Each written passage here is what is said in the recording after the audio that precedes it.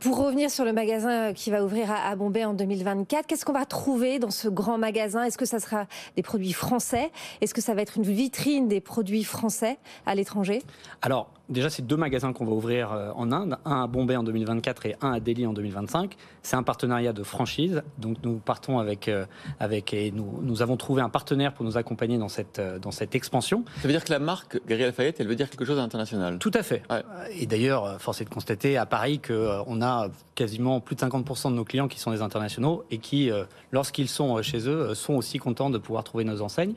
Et donc, le mix qu'on essaye de travailler avec notre partenaire et avec nos partenaires là où on est présent, c'est un peu de mode international, un peu de mode local, parce qu'il y a aussi une mode indienne qui est assez vive et vivante, et évidemment aussi de la mode française qui nous permet aussi d'être les promoteurs de cette mode française. Alors vous êtes présent à Berlin, à Pékin, à Jakarta, à Dubaï, à Doha, en Chine et également Luxembourg.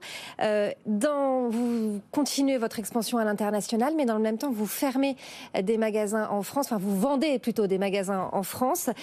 Vous allez finalement, vous avez redessiné votre stratégie vers là où le pouvoir d'achat est le plus élevé?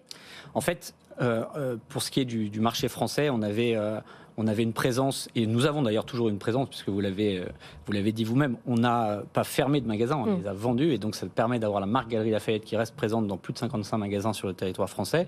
Et ce qu'on a décidé de faire suite à la crise du Covid, c'est de concentrer nos efforts sur nos plus grands flagships. On serait dans des pays asiatiques, on dirait les villes tier 1, les plus grosses, celles qui ont le plus d'attractivité pour nos enseignes, tout en restant présents dans des villes plus secondaires, mais avec des partenaires qui vont continuer à investir dans ces magasins, qui vont continuer à permettre à l'enseigne Galeries Lafayette d'être présente dans ces villes, qui vont de Libourne à Chalon-sur-Saône, en passant par Nantes, Toulouse, Marseille ou Paris, quand on parle du marché français, et surtout d'avoir donc cette présence nationale qui est importante dans le monde actuel de l'omnicanalité, et celle que nous visons principalement, qui est l'association d'un outil digital très puissant et de magasins physiques qui permet d'avoir aussi cette reconnaissance de la marque présente là où elle est.